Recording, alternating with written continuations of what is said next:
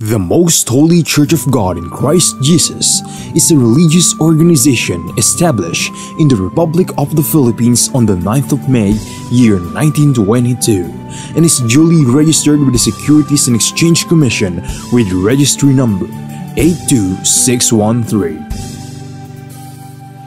Through faith in the truth revealed by the Holy Scriptures of the Bible, the administration as well as the entire brethren of the Church believe that it is the Most High God, the Lord Christ Jesus, who established the Most Holy Church for the sole purpose of proclaiming Him as the only one true God and Savior whom we should worship and serve with our whole lives, and that He is no other than the Lord Christ Jesus, who manifested in the flesh, and that the Most Holy Church of God in Christ Jesus is His chosen way for us to deliver from our sins and eternal damnation.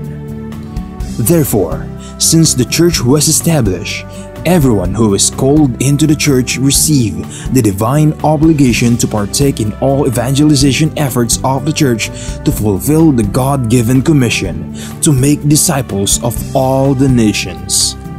In that case, here is the vision and mission statement of the Church.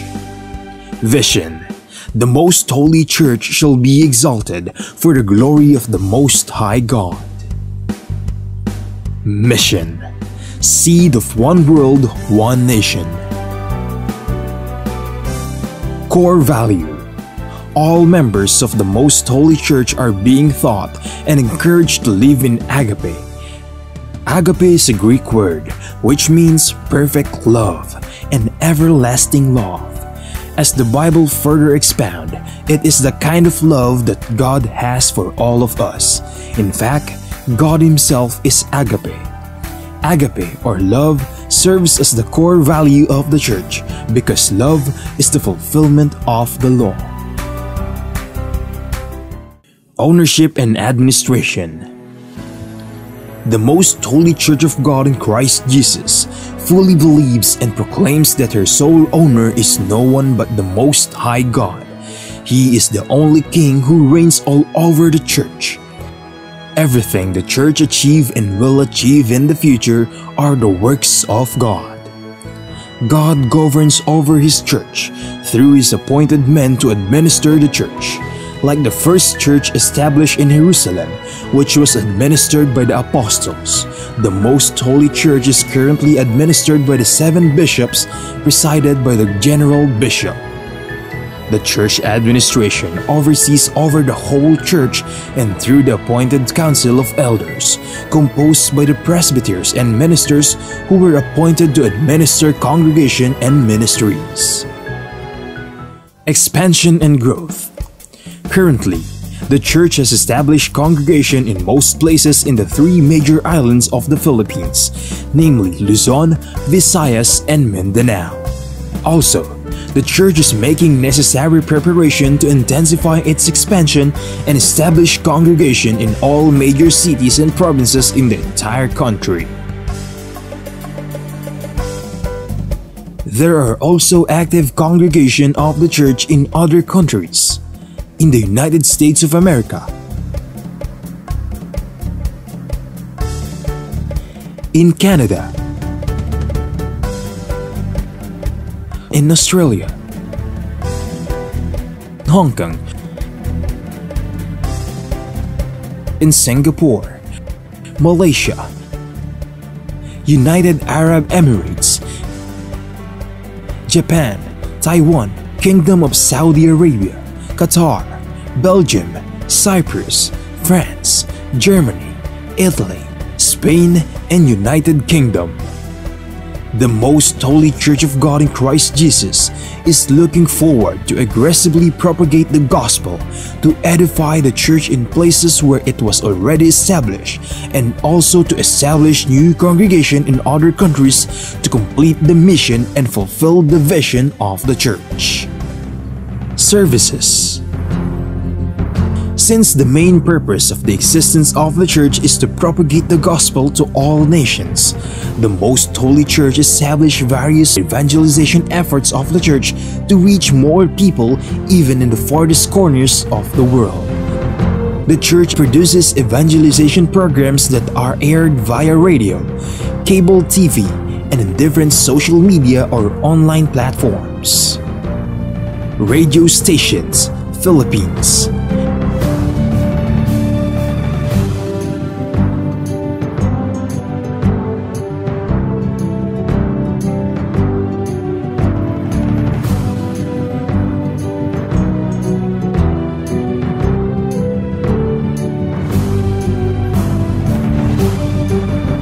Cable TV channels.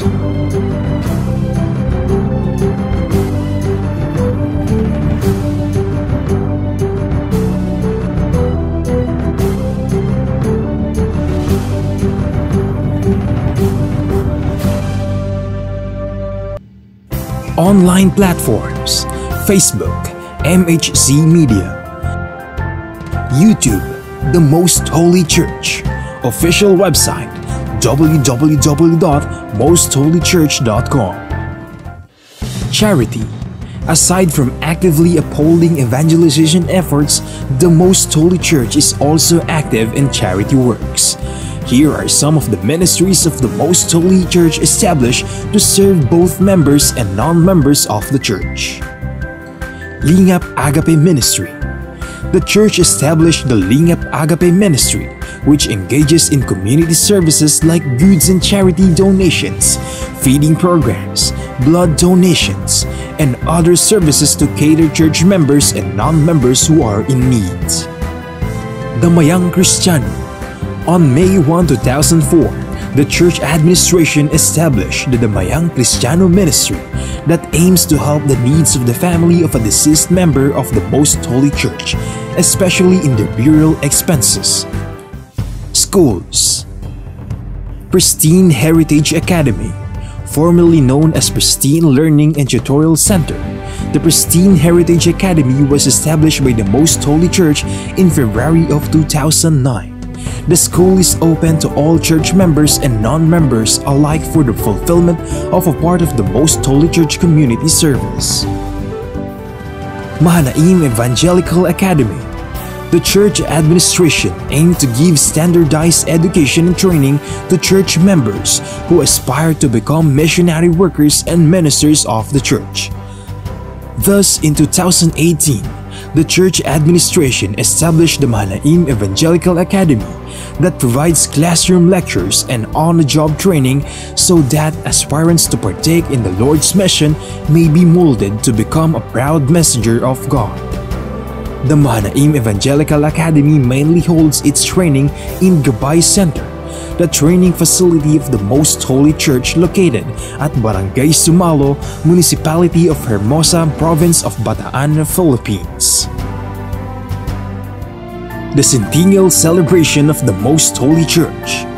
The Most Holy Church of God in Christ Jesus recently celebrated its 100th anniversary on the evening of the first day of May 2022 at the Gabay Center, the newly built facility of the church situated at Barangay Sumalo, Municipality of Hermosa, in the province of Bataan, Philippines. On the morning of the same day, the church held the inauguration and dedication of the Gabay Center. The Gabay Center is a training facility of the church built through the favor of God and the collective efforts of the entire brethren from around the globe.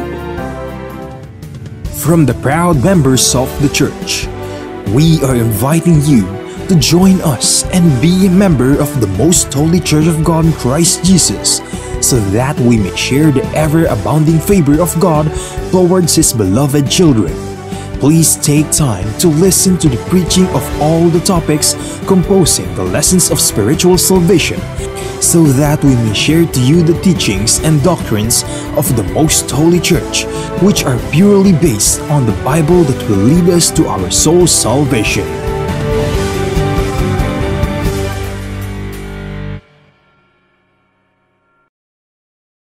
To know more about the church, you may visit our website at www.mostholychurch.com, or you may reach us through telephone number 6302-8255-6949.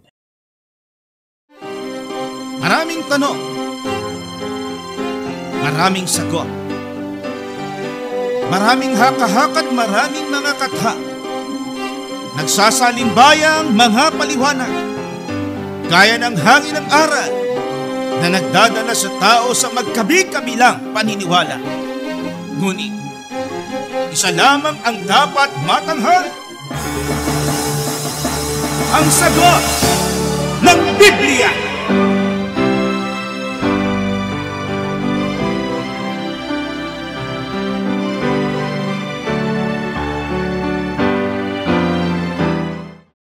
Gaya po ng inyong narinig, mga giliw naming taga-subaybay sa palatuntunan ito na ang kabanal-banalan. Ang bahagi pong ito ng ating programa ay pinabagatan po nating ang sagot ng Biblia.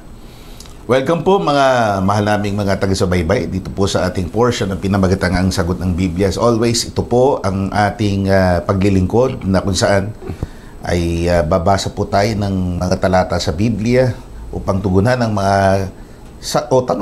pinapadalang tanong po dito sa ating palatuntunan. At ibig po natin munang i-announce itong ating other programs. Nasa umbrella po ito ng pangkalahatang programang ang Kabanal-Banalan. So every Sunday po yan over DWBL 1242 kHz AM band ay masusubaybayan nyo po itong ating programa Sundays 4 to 5 p.m. yung kasama po yung yaong segment na ito, ang sagot ng Biblia. Blessed Day naman, Mondays to Fridays, 7:30 to 8 in the morning, 6 to 6:30 sa Facebook and sa YouTube. Samantala, doon naman po sa ating 95.1 Kiss FM, every Saturdays naman po ito, ang sagot ng Biblia, 7 to 8 in the evening. Ang iba pa nating program ay narito po, The Climb. Every Sunday naman po yan, 7 to 7:30 in the evening. Likhawit, ito po yung ating ministeryo o Ministry of Music. Sundays po yan, 7:30 to 8. Ang Kabanal-Banalan, Mondays, Wednesdays, and Thursdays, 7 to 7:30. And Full Life, Tuesdays and Fridays, 7 to 7:30 in the evening. At maaari nyo po kaming subaybayan dito po sa ating mga social media accounts. MHC Media, yung i-type nyo sa ating Facebook accounts. MHC Media at ang Kabanal-Banalan, yung pong ating mga Facebook pages or Facebook accounts. Sa YouTube naman, The Most Holy Church. At gaya ng inyong masusubaybay sa ating TV monitors, meron din po tayong startup na account sa Instagram and also in TikTok. So, you might also be interested in following us there over Instagram tsaka sa TikTok. Ito po ating mga phone numbers para naman po sa conventional o traditional po nating pagpapadala ng mensahe. 0927-140-3782, 0927-140-3782, 0909-555-5009, 0909-555-5009, 0991-419-2027, 0991-419-2027. Ang ating website ay mostholychurch.com. Ang ating punong tanggapan ay matatagpuan po sa number 688 Rahabagoy Street, Gagalangin, Tondo, Manila. Ang church po natin, para po sa mga bago sumusubaybay po natin, pangalan po ay Kabanal-Banalang Iglesia ng Diyos kay Kristo Jesus, o Most Holy Church of God in Christ Jesus. Ang inyong lingkod, kapatid na Gabriel, Brother George Carino, kasama po sa natatangi o espesyal na paglilingkod dito ang ating punong host, kapatid na usual, kapatid na Danilo Francisco. Salamat po. Salamat sa ating Panginoong Diyos. Salamat din po sa inyo, mga giliw na taga-subaybay. At ang pagkakataong ito ay binibigay nyo sa amin para po patuloy namin kayong mapaglingkuran sa paraan po na ang inyong mga tanong ay sinasagot sa pamamagitan ng Biblia. First question for the day, kapatid na Yushel. So ang question po ay tungkol sa pananalangin, especially this time na tayo po'y nadadalo ng samot-saring mga catastrophes, mga pagsubok sa pamumuhay nating pang-araw-araw. Karaniwan nagagawa po talaga natin ang pananalangin. Paano po ba ang wasto o tamang pananalangin sa Diyos? Tinuro po yan ng ating Panginoon kung papaano ang paraan ng pananalangin. At yan po'y mababasa natin sa Mateo, Kapitulo 6.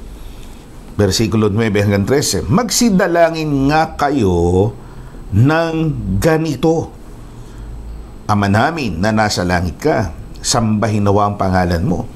Dumating nawa ang kaharian mo. Gawin nawa ang iyong kalooban kung paano sa langit, gayon din naman sa lupa. Ibigay mo sa amin ngayon ang aming kakanin sa araw-araw at ipatawad mo sa amin ang aming mga utang, gaya naman namin na nagpapatawad o nagpatawad sa mga may utang sa amin. At huwag mo kaming ihatid sa tukso, kundi iligtas mo kami sa masama, sapagkat iyo ang kaharian at ang kapangyarihan at ang kalwalhatian magpakilanman, siya nawa. Yan. So, gaya po ng ating nadinig, sinabi ng Panginoon kung paano ang tamang pananalangin. Sa katunayan, sinabi niya na magsidalangin kayo ng ganito. Na kung iintindihin nating mabuti, ang ibig sabihin, magsidalangin kayo ng gaya nito. Opo.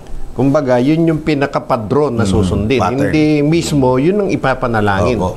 Sa wikang Ingles, in this manner. Ibig sabihin, sa ganitong paraan. Yun yung pamamaraan o procedure. Kaya binigyan tayo ng guide kung paano ang wastong pananalangin. Of course, mismo ang ating Panginoong Jesus ang naglatag nito. Ito yung wastong paraan ng pananalangin. Hindi po mismo yan yung mga salita na ating sasabihin pagka tayo'y mananalangin. Bagaman, may mga nakasanayan na ang ginagamit na salita sa pananalangin, yan mismong nakasulat na yan sa Biblia. Hindi po gayon ang gustong ipaunawa ng Panginoon, kundi ito'y pinaka-guide ng mga pagkakasunod-sunod at mga dapat nating sabihin sa ating pananalangin. So, yan ang pamosong tawag nga the Lord's Prayer. Ulit po natin, yan po ay guide. Hindi po yan yung letter for letter na bibigkasin natin bilang panalangin. Opo. Yan po ay guide, nulit po natin para ho tayo magabayan sa wastong pananalangin. How to properly address our prayers to God. Kahit tayo mga tao, di ba? Pagka isang dignified na tao ang kausap natin o dignitary, o kinakailangan gumamit tayo ng mga wastong pagbati, mga titulo na inilalagay natin sa harapan ng kanyang pangalan, etc. etc. Gaya nito, sinabi ng ating Panginoon, ang pagkakalatag, ito ho yung dapat nating paraan ng pananalangin. At yan ang naging guide ng mga lingkod ng Diyos sa kanilang mga pananalangin nang sila po ay maging kabilang sa tinatawag ng mga Kristiyano. Halimbawa, si Esteban. Opo. At yung kay Esteban nga, kapatid na Yosef, para sa kabatiran ng ating mga tagapakinig, itong ang panalangin niya hindi eksaktong sa guide na ito. Pero hindi ibig sabihin mali. Na hindi nasunod yung guide, mali na yung panalangin niya. Kasi nga, situational. Ito, gaya niyan, yung Lord's Prayer, usually, yung pattern na ganyan, ginagawa natin sa isang solemning setting, gaya ng nasa pagsamba tayo, kung kakain, magsasalo-salo. Ito, isang ehemplo, binanggit ng ating kapatid na Yushel, na iba sa sitwasyon naman na kailangan siyang manalangin ng ganito. Si Esteban, sa Gawa 7:59 at 60. At kanilang pinagbatuhanan si Esteban na tumatawag sa Panginoon at nagsasabi, Panginoong Jesus, tanggapin mo ang aking espiritu. Yan. Si Esteban, ng panahon na yan, malapit nang mamatay. Kasi talaga namang hindi siya tinitigilan sa pagbato ng mga noon ay umuusig sa kanya. Pero hindi po niya nalimutan na gawin ang isang paraan ng panalangin ayon po sa pangangailangan na yun naman instruction din ng ating Panginoon. Pagka mayroong uusig sa inyo, huwag niyong gantihan ng masama. Sa halip, idalangin nyo. Ang sa inyo, nagsisiusig. Opo. Mukhang hindi siya talaga titigilan. Opo. Talagang papatayin siya nung mga bumaboto sa kanya. Kaya ang pinakahuli na nagawa niya, ipinanalangin niya. Yan ang maikli, di ba? Opo. Maikli panalangin. Inulit po natin yung issue kanina. Yun ba, hindi akma doon sa unang pattern. Hindi nga akma sa struktura, pero hindi ibig sabihin bawal, hindi ibig sabihin mali yung pananalangin situational. Gaya nito, sabi nyo nga, na usual, sitwasyong malapit na siyang mamatay. Opo. Sa halip na bago siya malagutan ng hininga, mag-usal siya ng salitang makaiinsulto pa o sinusumpa pa yung sa kanya umuusik, ang namutawi sa kanyang labi ay pagmamahal pa rin. Na kung saan, sinabi pa niya, sa bago nga siya namatay, tanggapin mo ang aking espiritu, O Panginoon. At yung mga kasalanan ng mga bumabato sa kanya, sana wag nang iparatang sa kanila. Dahil, in a way, hindi alam, hindi naintindihan ng mga ito ang kanilang ginagawa. Kaya, inihingi pa niya ng tawad sa Panginoon. Opo. Yung mga sa kanya gumagawa ng masama, isipin niyo po yun. Palibasa, siya mabuting lingkod ng Diyos, mabuti ang kalooban, at nais niya na magpaka-Kristiyano hanggang sa dulo ng kanyang buhay. Kaya yun ang kalidad, uri ng kanyang panalangin na alam nating nakalulugod sa Panginoon. At kanino kaya niya natuto ito? Isang padron pa rin. Ika, sa unang talatang ginamit natin, ang ating Panginoong Hesus mismo ang nagpakita. Opo. Yung eksaktong diwa nitong kanyang pangungusap, natutunan niya talaga mismo sa ating Panginoon. Opo. Basahin natin. Dito sa kasunod na talata 23 at 34 ng Lucas. At sinabi ni Jesus, Ama, patawarin mo sila sapagkat hindi nila nalalaman ang kanilang ginagawa. At sa pagkakabahabahagi nila ng kanyang mga suot ay kanilang pinagsapalaranan. Yan. Ang Panginoong Kristo Jesus, hindi lamang nagturo kung paano mananalangin, maging sa iba't ibang sitwasyon. Maliwanag po, nung siya ay nasa sitwasyon na gaya ng kanyang itinuro, pag may umuusig sa inyo, huwag niyong gawa ng masama, ipanalangin niyo. Siya nung pagkakataong yun, inuusig. Opo. At talagang nakatakda siyang patayin. Ipinanalangin din niya. Patawarin sila sa kanilang mga kasalanan. Hindi po katulad ngayon, pagka ginawa ng masama yung isang tao, ipinapanalangin din niya. Ng masama. Opo. Ang inihingi sa Diyos kagantihan. Yung paghihiganti doon sa gumawa sa kanya ng masama. Opo. Lalo sa panahon natin ngayon, ang tao napupunlaan ng matinding pagkagalit o pagkamuhi sa kapwa kahit lahat naman tayo nagkukula, nagkakamali. Pero dahil sa itinatanim ng poot, galit sa puso ng tao, ang nagagawa nga po ay yung taliwas. At ang kasamaan nito, naidadamay pa yung pananalangin.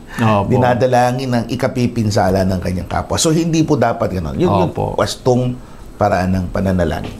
Talagang kailangan, malinis ang puso, gaya ni Esteban, ayon sa halimbawa ng Panginoon. Okay. Maraming salamat po. At kaugnay pa rin yan, kapatid na Yugosel. Ito yung na-mention ko na rin mismo yung terminong structure kasi nga nabasa ko kanina yung kasunod na tanong Tanong ito ng ating mga kaibigan. Kaya ito yung pinagsunod na rin nating tutugunan sa araw na ito.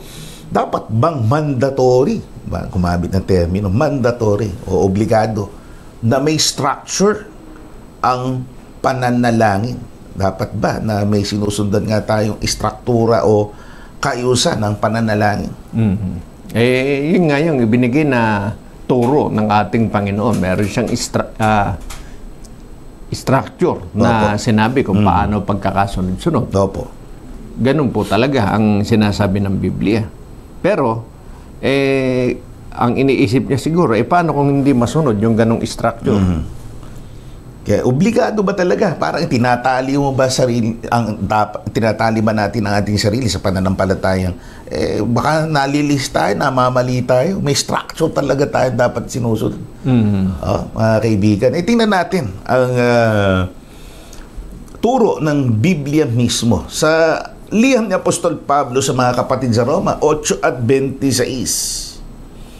At gayon din naman ng Espiritu ay tumutulong sa ating kahinaan, sapagkat hindi tayo marunong, hindi tayo marunong manalangin ng nararapat. Ngunit ang Espiritu rin ang namamagitan dahil sa atin ng mga hibik na hindi masasaysay sa pananalita. Yan. Kung halimbawa, hindi natin masunod yung structure na ibinigay ng ating Panginoon dahil sa kuminsan hindi pa tayo sanay doon sa ganung paraan ng pananalangin. Ang nakasanayan natin yung panalangin na kinakabisado. O kaya hindi talaga tayo sanay na makipag-usap sa Panginoon. Pagtapat po sa ating puso yung ating sinasabi at nais nating humingi ng tulong sa Panginoon, ng guidance, maliwanag po ang nakasulat. Alam naman ng Diyos yun, sabi ni Apostol Pablo. Kaya ang Espiritu, ibig sabihin ng Diyos din, ang tutulong sa atin para yung kung paano ang tamang pananalangin, kung paano ito makararating sa ating Panginoon, inaayos yun. Yun ang maibubulalas mo. Kasi may mga sitwasyon ganyan, kapag na usual nasa puso mo yung gusto mo ipanalangin. Kaya lang, hindi mo nga ma-express, hindi mo maibulalas. Alam na Diyos yung nasa kalooban mo. Tutulungan, yung mismo talata tutulungan ka ng Espiritu upang mailagay mo sa salita ang ibig mong iparating sa Diyos. Opo. Yung mismo sa talata. Kasi hindi sa lahat ng pagkakataon, isa lang ang paraan ng pananalangin. Halimbawa, nananalangin ka sa pagsamba, nananalangin ka sa panahon na bago ka matulog, mayroong panalangin bago ka kumain. Di ba? Magkakaiba ng sitwasyon yan. Hindi pare-pareho ng procedure yan. Di ba? Kaya, halimbawa, panalangin sa pagkain, hindi mo na hihilingin yung kapatawaran ng kasalanan ng mga nagkasala sa'yo at iba pa. Yung may kinalaman lang sa pagkain. Kaya ang Diyos din po ang tutulong sa atin. Kaya kung ang tanong, mandatory ba? Hindi naman po kasalanan kung hindi pa natin masunod yun pag hindi tayo marunong. Tutulungan po tayo. Pero kaya nga ibinigay yon para sundin po natin ang procedure na yun. Ang inaalala po kasi baka ipinagkakasala. Kasi nga sa paniniwala ng iba, kapatid na usual, hindi, sa labas ng Kristyanismo may ganyang pamamaraan Kailangan word for word, may gabay pa nga ng mga beads para hindi ka nakakalimot kung nakakailang panalangin ka na. Sa labas ng Kristyanismo may gumagawa ng ganyan. Baka may nag-a-adapt niyan sa nagpapakilalang mga Kristiyano. Baka okay yun. Okay yung eksaktong panalangin na meron kang binabasa, kinabisa mo na lang. Tapos yun din yung nire-repeat mo, inuulit-ulit mo, kapatid na Yusel. Hindi po naaayon sa Biblia yung gayon. Ang totoo, pagka gayon ng pananalangin, tulad nung kailangang merong mga beads. Na yun ang mismong pinakatanda kung nasaan na siya at nakakailan na. Hindi po itinutulot ng Panginoon yung ganong panalangin at mababasa natin yun sa Biblia. Basahin natin yun. Ito po sa mga kasunod na talata, Mateo 6, 7-8. At sa pananalangin ninyo, ay huwag ninyong gamitin ang walang kabuluhang paulit-ulit na gaya ng ginagawa ng mga hintil. Yung sinasabi natin kanina, outside Christianity, yan, ang ginagawa nila. Sapagkat iniisip nila dahil sa kanilang maraming kasasalita ay didinggin sila. Huwag nga kayong magsigaya sa kanila sapagkat talastas ng inyong Ama ang mga bagay na inyong kinakailangan bago ninyo hingin sa Kanya.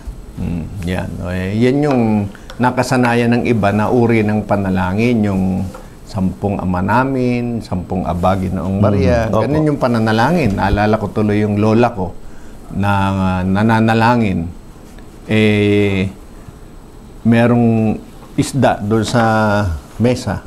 Sabi ng lola ko nung napadaan ako, Apo, yung isda kakanin ng pusa. At tapos tuloy na uli siya sa pananalangin. Eh, yung ganong pananalangin, hindi po inaayunan ng Biblia yun. Kasi po, yun eh hindi ayon sa kalooban ng Panginoon, yung panalangin paulit-ulit. At para magkaroon tayo ng guide, eh, merong mga beads na ginagawa. Opo. Eh hindi ganon ang turo ng Biblia. Ngayon, kung sa kanila, allowed yun, at sa pananampalataya nyo ay ibig nyo gawin, nasa sa inyo po yun. Opo. Tatanungin yung Biblia, we don't need beads to remind us how many prayers we're doing already. Hindi ho sa ganun eh. Kaya nga, it's really dapat spontaneous. Yung bukal sa kalooban, yung pananalangin natin at hindi po tayo nadidiktahan na dinumero, dekahon na pananalangin na inuulit natin na exactly, no? Na ilang beses na inuulit natin yung isang particular prayer in the hopes na ito dahil inuulit-ulit. Sabi nga dito sa talata, inuulit-ulit, matutugunan nung dinadalanginan natin yung hiling natin. Na kung minsan po, ginagawa yung ganong panalangin ng nakadilat pa. Opo. Karamihan gumagawa na nakadilat kasi ang alam nila, basta inuusal nila yun. Opo, Hindi okay pinag-uusapan kung nakapikit o nakadilat. Sa Biblia po, dapat nakapikit. Hindi pwedeng ang nananalangin nakadilat. Opo. Yun. At yun siya rin sinasabi ng Biblia. Basahin na nga natin yun. Datapwat ikaw, pagka ikaw ay mananalangin, Mateo 6:6, pumasok ka sa iyong silid at kung mailapat mo na ang iyong pinto, ay manalangin ka sa iyong ama na nasa lihim at ang iyong ama na nakakikita sa lihim ay gagantihin ka. Yan. Pumasok ka sa iyong silid. Pumasok ka sa iyong silid. At kung mailapat mo na ang, hindi sinabing ang pinto ng silid, kung mailapat mo na ang iyong pinto. Ang tinutukoy po talaga doon, yung mata, pintuan ng puso, ayon sa sinasabi. Kaya sa pananalangin, dapat po nakapikit, hindi po nakadilat. Ang nakasanayan kasing panalangin, nakadilat, may tinitingnan kung sino, kasi baka yata aalis yun. No. Kaya hindi po ganun ang pananalangin. Kailangan po nakapikit, nakalapat ang pinto. Hindi po pintuan ng kwarto talaga yun. Kasi hindi lahat ng bahay may silid. Opo. Walang pintong ilalapat. Tsaka kung nasa labas ka at gusto mong manalangin, kailangan ka pang umuwi para magsarado ng kwarto. Ang tinutukoy talaga dyan ay pagsasarado ng yung may kasabihan nga yung iba the window or the window of the soul. Minsan yung mata. Yung daanan ng bagay na nakikita sa paligid ay yung mata. Kaya pag pininid mo yung mata, kaya nga meron kang nililikhang privacy, intimacy doon sa kausap mong na pinapanalanginan mo. Opo. Salamat po. Sana po nakatulong sa atin yan kung paano tayo mananalangin o makikipag-usap sa ating Panginoon. Pakinggan po natin ang isang awitin mula sa ating kapatid mula po sa Calgary, Alberta, Canada, si Sister Miriam Cayetano. Ang kanyang awitin, I Give You My Devotion.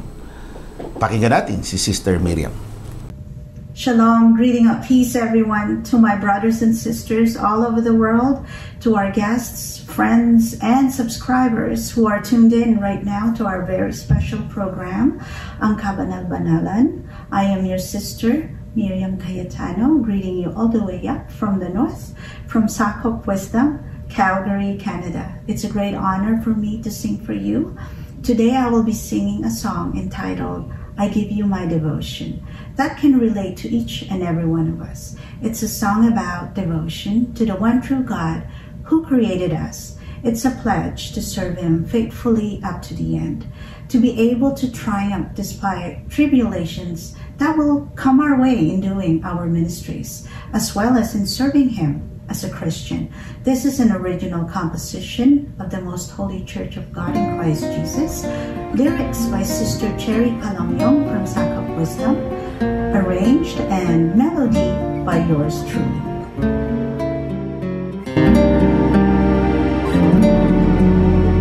Every morning when I wake up,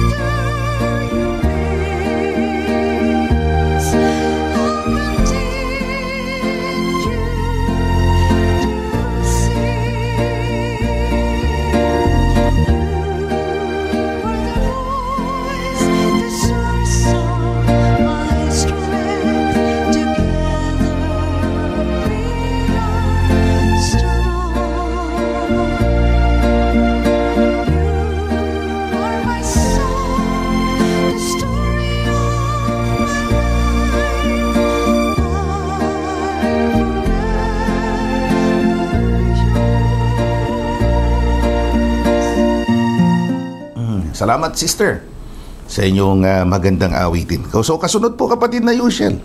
Eto, medyo mga pagtatanong ho ito na mga nagsusuri talaga ng Biblia. Nasaan ang mga banal na lingkod ng Diyos sa millennial kingdom? Yan. Di basahin natin sa Biblia, mga kaibigan, para po matiyak natin kung nasaan ang mga banal o mga lingkod ng Diyos pagka tinatag na ang millennial kingdom.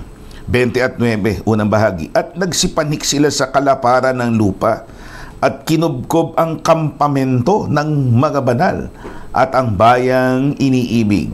Yan. Meron pong kalaparan ng lupa na doon nagsipanhik yung mga nadaya ng dyablo. Ang intensyon, kubkubin yung kampamento ng mga banal. Sa makatwid, may kampamento ang mga banal o kinaroroonan ng mga banal sa millennial kingdom na yun po ay kalaparan ng lupa na nasa itaas. Ayon po sa sinasabi, yun ang tinatawag na bayang iniibig ayon sa sinasabi ng kasulatan. Kaya wala po dito sa lupang kinaroroonan natin ngayon, kundi mas mataas kaysa dito ang lupa na kinaroroonan ng mga lingkod ng Diyos sa panahon ng millennial kingdom. So, klaruin natin, no? Millennial kingdom. Ito yung mangyayari. Millennial means 1,000. 1,000 years. Opo. Biblical po yan, darating po yan. So, nanig kayo sa iba, wala ho millennial kingdom. Basta pagdating ni Kristo, tapos na. Tapos na lahat. Meron ng heaven and earth. Meron po munang, ito munang mauna eh. Yung 1,000-year reign, millennial kingdom. So, yung nagtatanong na kaibigan natin, nakapagbabasa, merong millennial kingdom.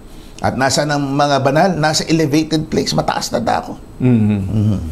Na kung alin yun, yung tinutukoy na yun, na mataas na dako, mababasa natin sa paliwanag ni Propeta Isaias. 2:2, Isaias. At mangyayari sa mga huling araw na ang bundok ng bahay ng Panginoon ay matatatag sa taluktok ng mga bundok at magiging mataas sa mga burol at lahat ng bansa ay magsisi paroon doon. Oh, yan. Napakalinaw. Sa huling araw, mangyayari ang bagay na yan na sa taluktok ng mga bundok, meron pa rin mga bundok, pero sa taluktok niyaon, matatayo ang bundok ng bahay ng Diyos. May bahay ang Diyos. Mula doon sa langit, bababa yun dito sa lupa, sa taluktok ng mga bundok, yung bundok na kinatatayuan ng bahay ng Diyos o kaharian ng Diyos, doon po matatayo. Kaya yun yung sinasabing kalaparan ng lupa na nandoon yung kanyang mga banal. Yun po ang sinasabi ng Biblia. So, ang mga revelation na yan, syempre, ipapakita pa rin sa atin yung kabuang larawan yan pagdating ng panahon, pagkakalob sa atin ng vision. For now, yan ang eksakto, diretsyong sagot doon sa tanong. Opo. Salamat po. Sa ikalawang pagparito ng Panginoon, parurusahan na ba ang mga makasalanan? Kung ang tinutukoy ng ating kaibigan na nagtanong, yung parusang walang hanggan o yung sinasabing impyerno, yun ba igagawad na pagdating ng Panginoong Kristo Jesus? Hindi pa po. At may panahon po kasi kung kailan yun igagawad. Yan po ipapaliwanag sa atin. Unahin natin kung ano muna ang gagawin ng Diyos pagka siya'y dumating ukol po sa mga makasalanan. So step by step po. Pangalawang Tesalonica 2:8. At kung magkagayoy, mahahayag ang tampalasan na papatayin ng Panginoong Hesus ng hininga ng kanyang bibig. At sa pamamagitan ng pagkahayag ng kanyang pagparito ay lilipulin. Yan, yung mga masama, yung mga tampalasan, pagdating ng Panginoon, maliwanag po. Sila'y lilipulin. Mga mamatay po sila ayon sa itinuturo ng banal na kasulatan. At hindi pa po yaon ang pagpaparusa sa kanila. Sila lamang po ay paghihigantihan ng Panginoon sa kanilang mga kasamaang ginawa nung sila'y nabubuhay pa. At ang katunayan po nun ay nasa pangalawang sulat ni Apostol Pablo sa Thessalonica. Opo, sa parehas pa rin. 1 at 8 naman na maghihiganti, ayan, no? Sa hindi nagsisikilala sa Diyos at sa kanila na hindi nagsisitalima sa ebanghelyo ng ating Panginoong Hesus. Sa 9. Hanggang 9, na siyang tatanggap ng kaparusahan na walang hanggang kapahamakang mula sa harapan ng Panginoon at mula sa kaluwalhatian ng kanyang kapangyarihan. Yan. Pagparito ng Panginoon, maliwanag, paghihigantihan sila ng mga masama. Bakit? Hindi nila kinilala ang Diyos. Hindi nila tinalima ang ebanghelyo ayon sa sinasabi ng Biblia. Kaya, ang paghihiganti sa kanila ng Panginoon, gaya ng nasusulat, lahat ng masama ay lilipulin. Papatayin. Yun ang talagang sinasabi ng Biblia. Hindi sila mananatiling buhay. Ayon sa sinasabi, ang totoo, mababasa rin natin sa Biblia, yung iba dyan, mga papakamatay na dahil sa guilty, sa takot, sa pagdating ng ating Panginoon. Pero, hindi pa po yaon ang araw ng sa kanila'y pagpaparusa ng Panginoon. Bagaman nasusulat, sila'y tatanggap ng parusa. Kung kailan po nila tatanggapin, hindi sa pagparito ng Panginoon. Opo. So, hindi po yun ang ultimong pagpaparusa? Opo, hindi pa po. Bagamat sa iba, tinitingnan nila ang kamatayan ay isang forma ng pagpaparusa, hindi pa ho yan. Yung talagang huling pagpaparusa. Opo. Kasi ang nakasulat nga ay tatanggap sila ng parusa na walang hanggang kapahamakan. Hindi pa po yan mangyayari sa pagdating ng Panginoong Kristo Jesus. Kailan po mangyayari? Di basahin natin sa Biblia. Apokalipsis 20 at 9. At nangagsipanhik sila sa kalaparan ng lupa at kinubkob ang kampamento ng mga banal at ang bayang iniibig. At bumaba ang apoy mula sa langit at sila'y nasupok. Yan. Pagka inumpisahan natin sa 7, ang sinasabi kung kailan mangyayari yan, kung maganap na ang 1,000 taon. Ibig sabihin, pag dumating po ang Panginoong Kristo Jesus, meron munang magaganap na 1,000 taon na paghahari ng mga lingkod ng Diyos sa pangunguna ng Panginoong Kristo Jesus. Kung maganap na yon, saka pa lamang po mangyayari itong pagpaparusa sa dyablo, sa kanyang mga kampon at sa mga nadaya ng dyablo na naging mga makasalanan. Kaya hindi po sa pagdating ng Panginoon yan. After 1,000 years pa po. Klaro yun, no? Kakasunod na talata, yung i-mention na lang nating kapatid na Yushel sa ating monitors, nakikita nyo, maganap ng 1,000 taon. No? After 1,000 years, ayan, si Satanas kakalagan sa kanyang bilangguan. So, simultaneous po mangyayari yan. So, let us narrate to you, mangyayari sa pagparito ni Kristo. Ayan, may nakalagay, nakakalagan si Satanas. Makukulong, matatanikaan, matatali si Satanas sa pagparito ni Kristo, sabay-sabay mangyayari yan. May mga mabatay na masasama.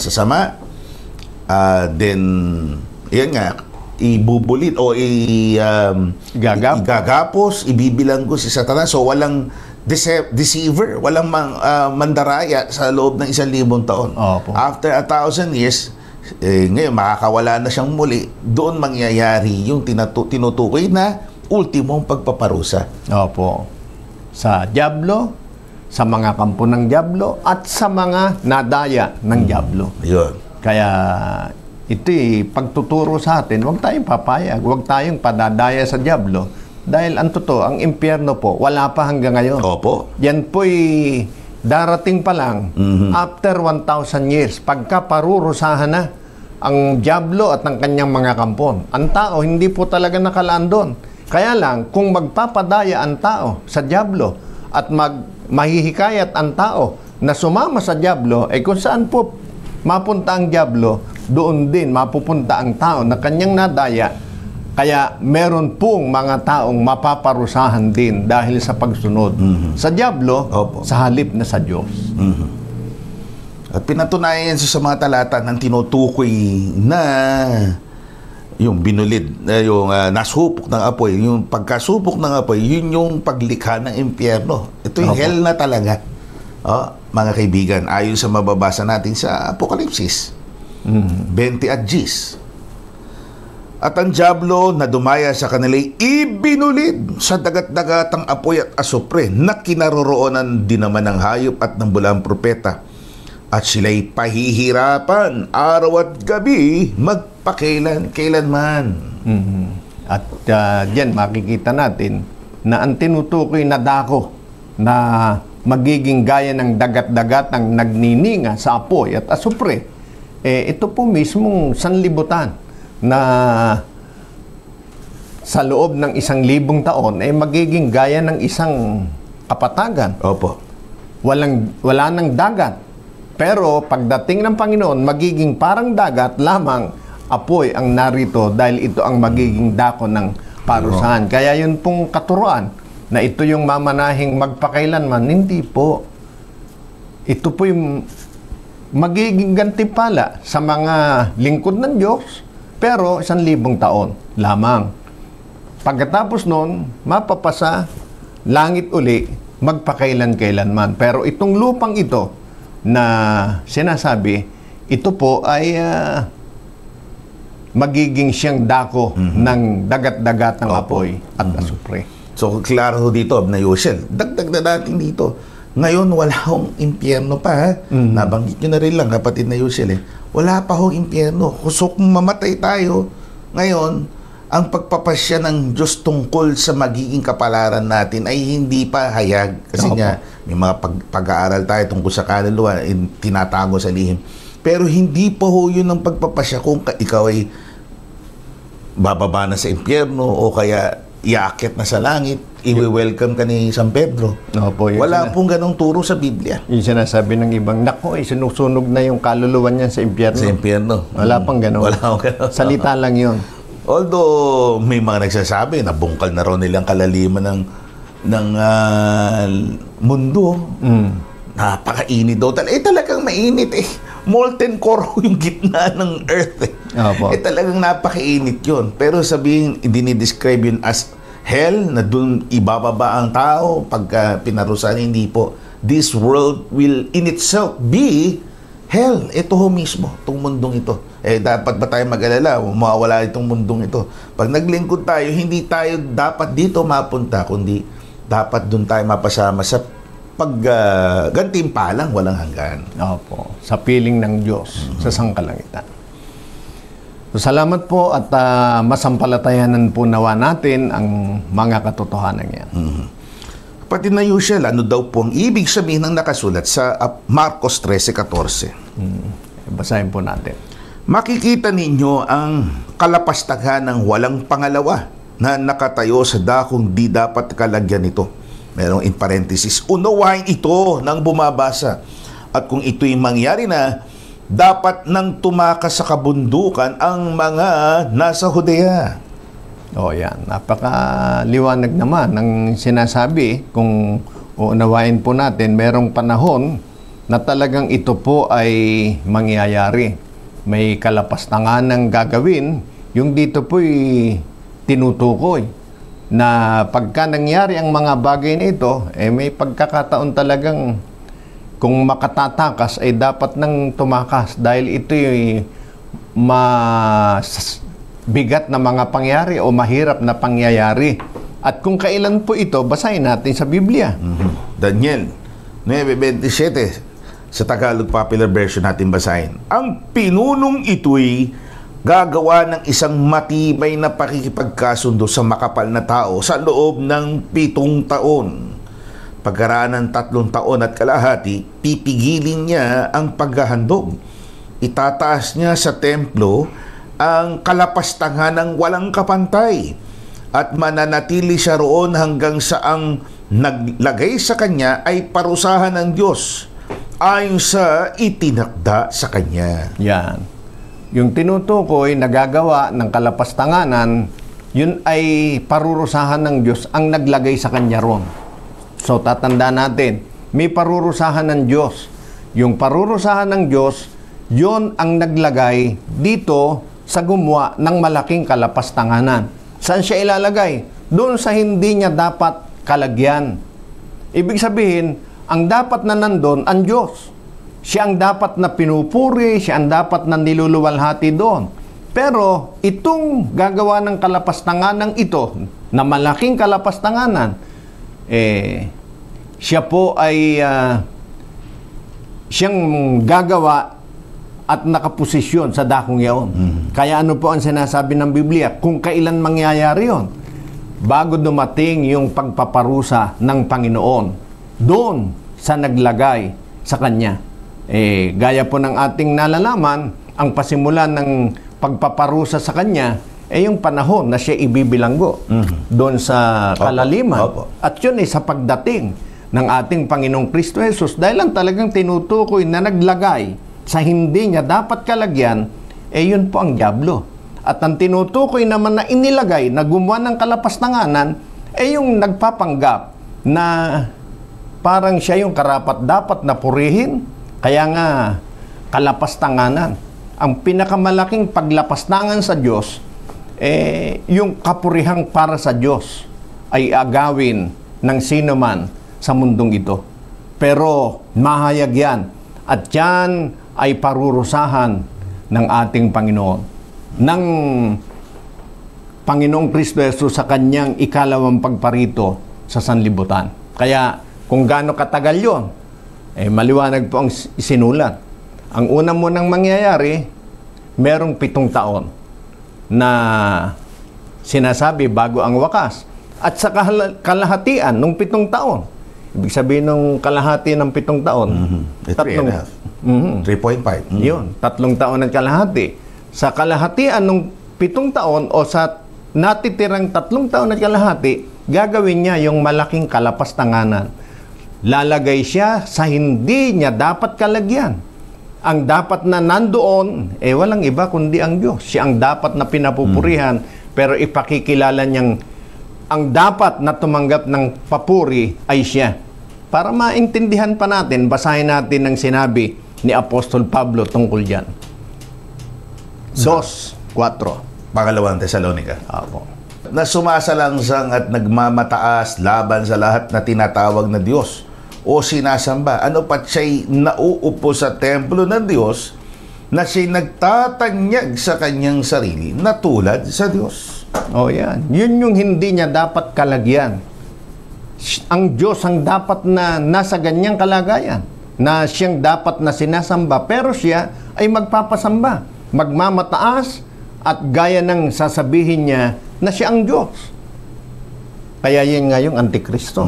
Yan po ay mangyayari 3.5 years bago ang panahon ng sa kanya'y pagpaparusa. Bago ang ikalawang pagparito ng Panginoon. So merong timetable ika nga na 7 years, narinig tayo kanina, pagpapatibay. Meron siya gagawin na kasunduan na kung kukwentahin natin, ito, pag nangyari na ito, 7 years na malapit, paririto na si Kristo. So, merong ika nga'y contract for 7 years. Ito, meron tayong pagkakasundo dito, ha?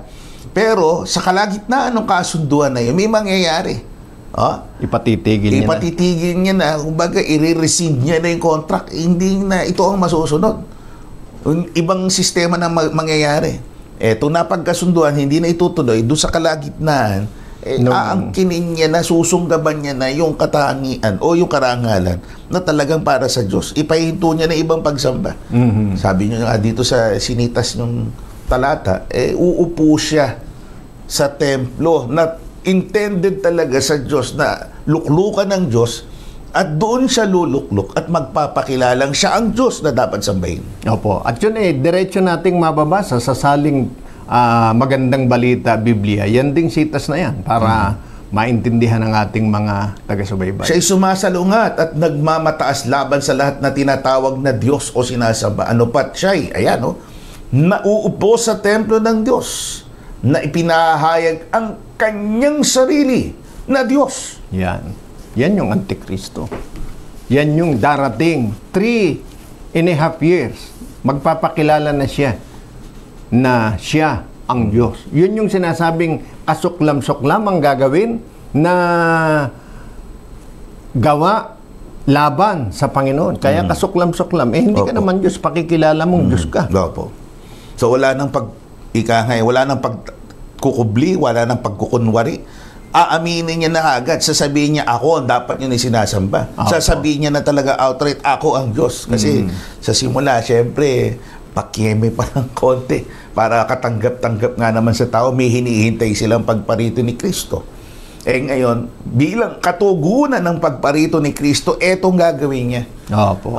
Decepsyong malaki po itong gagawin niya sa kalagitnaan ng isang tipan. Pag nabalitaan nyo na merong ganyang kasunduan na tipan, isang very influential, powerful, significant na kasunduan ng impact kay international at may impact din pang reliyon, syempre. Ayan na, malapit na. Then, sa kalagitnaan nito, may mangyayari sa 3.5 years. Wala nang pagkukunwari. Sabihin niya na, ako yung Diyos. Ako ang dapat yung sambahin. Yan yung kasuklam-suklam na gawa na kanyang gagawin. Pero may tiyak na panahon ng pagwawakas. 3.5 years lang yon, darating na ang Panginoon. Dahil yun ang simulan ng sa kanya'y pagpaparusa. So sana naging klaro yan. May mga detalye pa ho yan. Siyempre, marami hong detalye yan. Kung interesado ho kayo, inimbitahan namin kayo sa isang pagtalakay. Pwede nyong buksan sa amin ang inyong puso, kalooban yung oras ninyo. Meron kayong pagkakataon na kahit online, pwede ho kami maglingkod sa inyo, mag-usap tayo ng may kinalaman sa Biblia. Imbitasyon po yan, mga kaibigan, para malaman ninyong buo ang doktrina sa Iglesia at pwede, one of these days, talakayin din natin yan. Tayo po'y nasa konklusyon nitong ating programa. Ngunit bago po ito, pakinggan natin muli ang tinig ni kapatid na Miriam. Ngayon naman ang kanyang awitin, Thank You for Your Love, mula po sa Alberta, Canada. Thank you for watching. Once again, this is your sister Miriam Cayetano. Let me serve you once more. I'd like to sing for you another likhawit of the Most Holy Church of God in Christ Jesus entitled, Thank You for Your Love. As a Christian, we all know tribulations is part of our life while serving the Lord. But because of the faith instilled in our hearts, we are always resilient and emerge victorious, despite the hardship and challenges we encounter in this life. Lyrics by Sister Lyra Ella of Sacaprista, arranged and melody by yours truly.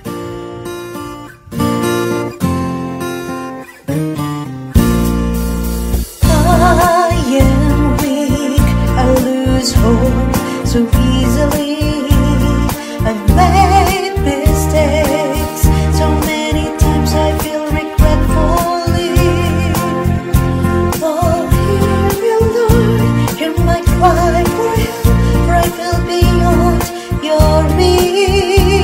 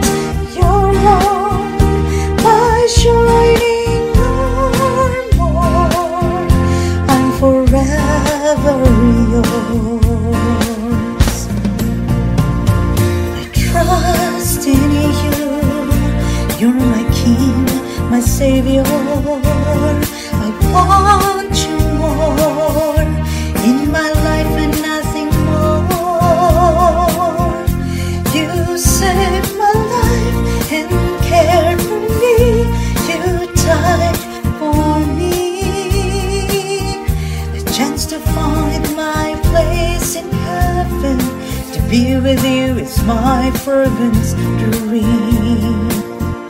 You, Lord, give your love, you forgive, you protect, your love, my shining armor. I'm forever yours. You, Lord, give your love, you forgive, you protect, your love, my shining armor. I'm forever yours.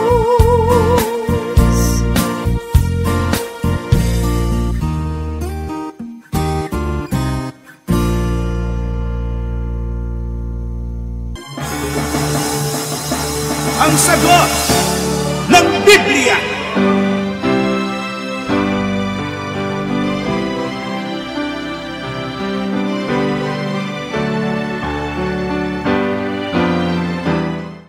At ngayon, tayo po ay nasa huling bahagi ng kapatid na Shusel. Salamat po, kapatid na naghandog ng awit. Purihin ang Panginoon. Sa pagkakataong ito, tayo po ay mag-uukol ng panalangin sa ating Panginoon. Nagpapasalamat po tayo.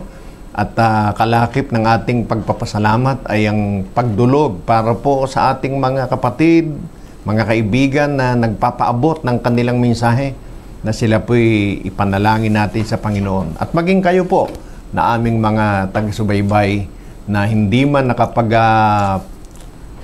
nakapagpaabot ng inyong mensahe, ay kalakip po kayo sa aming ipinapanalangin sa Panginoon. Kaya tayo na po at dumulog tayo sa Panginoon sa pangunguna po ng ating kasama sa paglilingkod na ito, ang isa sa mga presbitero sa Kabanal-Banalang Iglesia, ang matandang kapatid na Gabriel. Tayo po yung manalangin. Aba, Panginoon namin Diyos. Aming Diyos. Ikaw ang aming kinikilalang nag-iisang makapangyarihan sa lahat. Opo. Sa oras na ito, unay nagpapasalamat kami sa mulit-muli na pagbibigay mo sa amin ng kalakasan, ng pagkakataon na magamit ang platapormang ito upang maipalaganap ang iyong ebanghelyo, upang maraming tao pa ang makinabang sa tunay mong mag-aaral. Amen. At itulot mo rin na maging makabuluhan ito sa kanila, hindi lamang kanilang mapakinggan, kundi ito'y namnamin ng kanilang mga puso't kaluluwa at magbunga ito ng pananampalataya sa kanila upang hanapin nila ang tunay na paglilingkod sa iyo. Opo. Sa makatwid sa loob ng iyong bahay, sa iyong kabanal-banalang iglesia. Amen. Lakip din ng panalangin ito ang panawagan namin na kami ay samahan mo sa mga sandali ng aming mga pangangailangan. Opo. Sa gitna ng mga dagok ng buhay, mga pagsubok gaya ng mga pagdalaw ng mga kalamidad sa aming buhay, mga pangangailangan pinansyal, pagtataguyod ng aming pamilya. Opo. Kung kami man ay naapektuhan, nagugulumihanan sa maraming mga bagay sa mundong ito, gaya ng mga digmaan, pagtatalo, at marami pang iba, ay ipinamamanik namin sa iyo, ipinagkakatiwala namin sa iyo ang lahat, maging lalo na ang kagalingan sa aming sugat, sa aming mga karamdaman. Amen. At ang isa sa uli mong kalakasan ito sa aming lupang katawan at ang katatagan din ng aming emosyonal at pisikal at pang-espiritong kalakasan ay magbunsod sa amin upang kami ay lalo magdagdag pa ng panahon ng paglilingkod sa iyo. Opo. Hanapin namin ang iyong katwiran at iyong kalooban at gaya ng inusal nitong labi, hanapin namin ang iyong tahanan sa makatwid ay iyong kabanal-banalang iglesia. Amen. Kami ay nagkakatiwalang lubos na dininig mong aming panalangin. Aalalahanin mo rin yaong mga nagtataguyod ng ministeryong ito sa pangunan ng aming MPHL, kapatid na Isagani Capistrano, 10 ng mga obispo at iba pang mga ministro, mga kapatid na tumutulong upang ito ay magkaroon ng kaganapan. Gagabayan mo sila sa kanilang kalusugan at lalong-lalo na ang katalinuhang ukol sa Espiritu ay ipagkakalob mo sa kanila. Amen. Ang lahat ng ito ay aming hinihiling at ipinagpapasalamat sa ngalan mong Kristo Jesus, ikaw aming Diyos at aming tagapagligtas. Amen. Maraming salamat po sa inyong patuloy na pakikinig sa ating palatuntunan, panonood o pagsubaybay Naanyayaan po namin kayong muli sa ating next episode, be it in radio or in our social media platforms. Kami po ang inyong mga lingkod at kapatid na Gabriel. At kapatid na Yusuf. Ang panalangin po namin, magkakapatid, sa kabanal-banalang Iglesia ng Diyos kay Kristo Jesus ay Kapwa nawa tayo bantayan ng Panginoon sa ating paghihiwalay. linis pa.